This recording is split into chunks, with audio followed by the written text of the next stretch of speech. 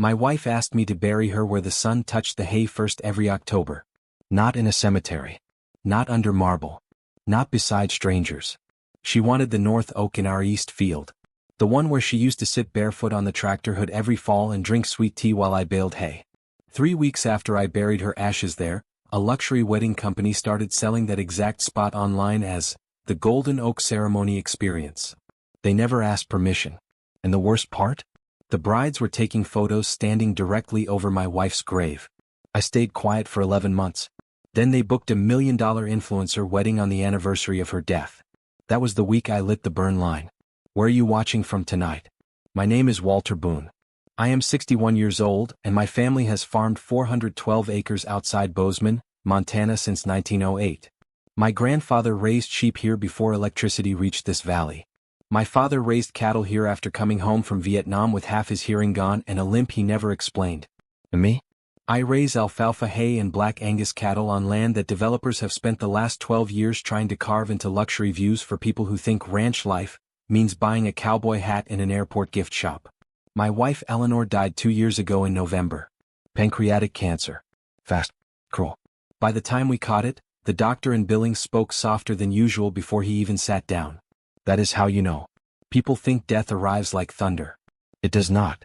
It arrives like paperwork. Insurance forms. Pill bottles. Calendar reminders. Quiet voices in hospital hallways. Eleanor lasted 5 months after diagnosis. 5 months of pretending we still had time. The last real conversation we ever had happened 3 days before she died. We were sitting on the back porch wrapped in blankets watching the sunset turn the east field gold. She pointed toward the old oak tree near the irrigation ditch. Walt, she said, when I go, put me there. I remember laughing softly. You planning on haunting me? No, she said. Just don't leave me somewhere cold. So after the funeral, I carried her ashes to the north oak at sunrise. No priest. No speeches. Just me. I dug the hole myself with the same shovel my father used to bury our old border collie in 1994. The ground was frozen hard around the edges. I remember my hands bleeding through my gloves. I remember talking to her while I dug. That part would sound crazy to some people. I do not care. I buried her beneath the oak facing east toward the hayfield she loved. Then I planted wildflowers around the base. Black-eyed Susans. Her favorite. For a while the field stayed quiet. Then California arrived. That is what we call it around here now. California. Not the people exactly. The money. The developers. The luxury retreat companies. The destination wedding planners. The drone photographers.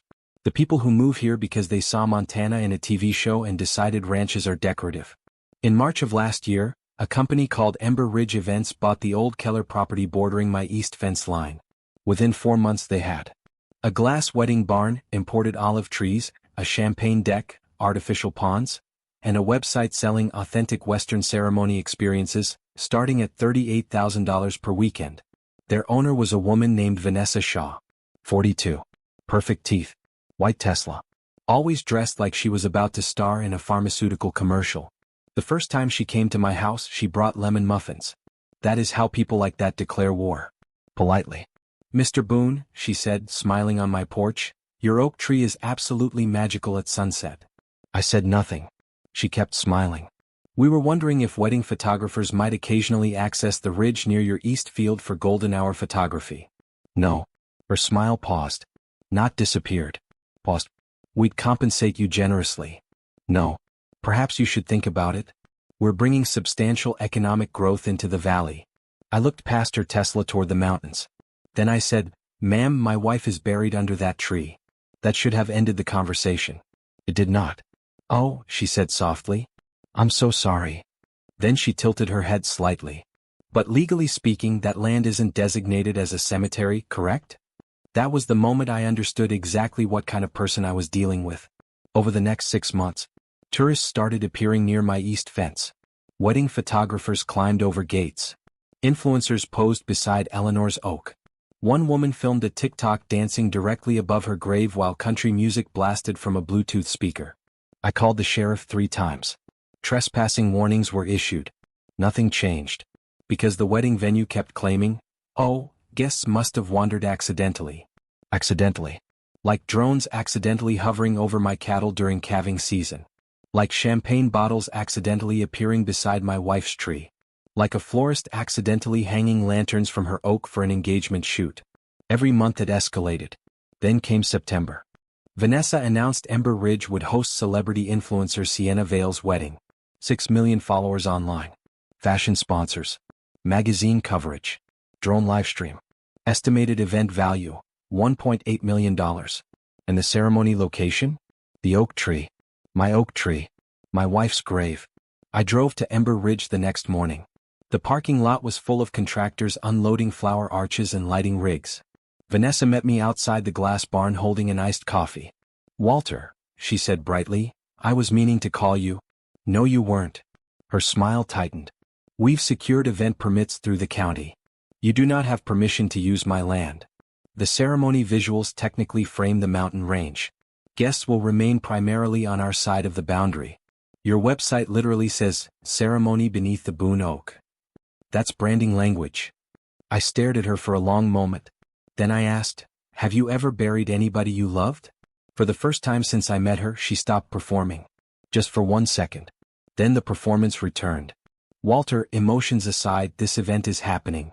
I drove home without another word. That night I called my attorney. Harold Dett. 73 years old.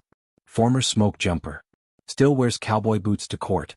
After listening quietly for 10 minutes, Harold asked one question. "Walt, when's your controlled burn permit active?" I looked out the kitchen window toward the east field.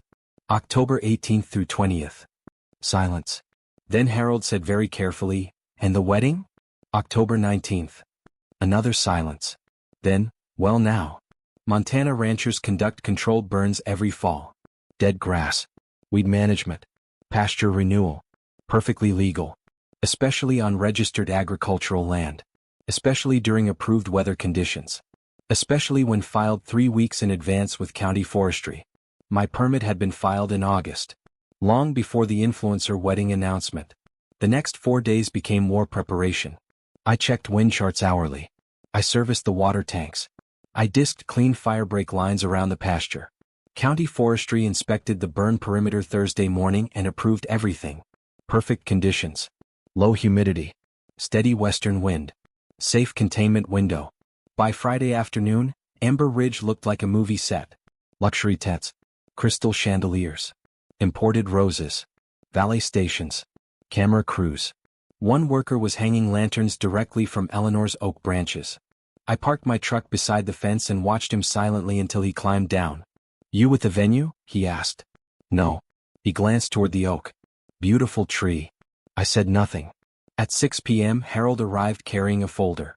Inside were property maps, burn permits, forestry approvals, trespassing notices, drone photographs of wedding equipment crossing my fence line.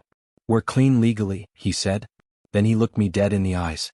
"Walter, once this starts, there's no walking it back." I looked toward the oak glowing orange in sunset light. "My wife asked me not to leave her somewhere cold." Harold nodded once. Saturday morning arrived cold and dry. Perfect burn weather. At 5:40 a.m. I stood in the equipment shed wearing Eleanor's old canvas work jacket over my flannel shirt. The wedding guests were still asleep in luxury cabins across the ridge. But crews were already moving. Florists, caterers, production assistants. At 6:15 county forestry trucks arrived. At 6:28 sheriff deputies arrived. Not for me. For crowd control. By 6:40 influencer livestream drones buzzed above the valley filming sunrise footage. At 6:52, I drove the ignition ATV toward the east field. Vanessa spotted me instantly. She came running through the grass in designer boots. "What are you doing?" "Controlled burn." "You can't burn today." "I can." "You'll ruin the wedding." "Ma'am," I said quietly, "your wedding is standing on my wife." That finally hit her. Not legally. Emotionally. For one brief moment, her face lost all its polish. Then panic returned. She started screaming for somebody to call the county. Sheriff Nolan stepped forward calmly. "Burn permit is active and verified. But the smoke. Wind direction is legal. You have to stop him." "No ma'am. We do not." At exactly 7 a.m. I lit the first burn line. Dry grass caught instantly. Flames rolled low and controlled across the pasture exactly the way they were supposed to. Then the smoke shifted east. Thick, heavy, relentless. Within minutes the entire luxury venue disappeared behind gray-brown smoke. Guests emerged coughing from cabins. Makeup teams ran carrying garment bags. Drone cameras crashed visibility. The live stream cut offline. Somewhere inside the smoke a wedding violinist started crying. Then came the fire alarms. Then sprinkler systems. Then chaos. Luxury white decorations turned muddy under ash and water spray. Flower arches collapsed. Generators shut down. Guests fled toward shuttle buses covering their faces with napkins. And through all of it, the oak remained standing. Calm. Untouched.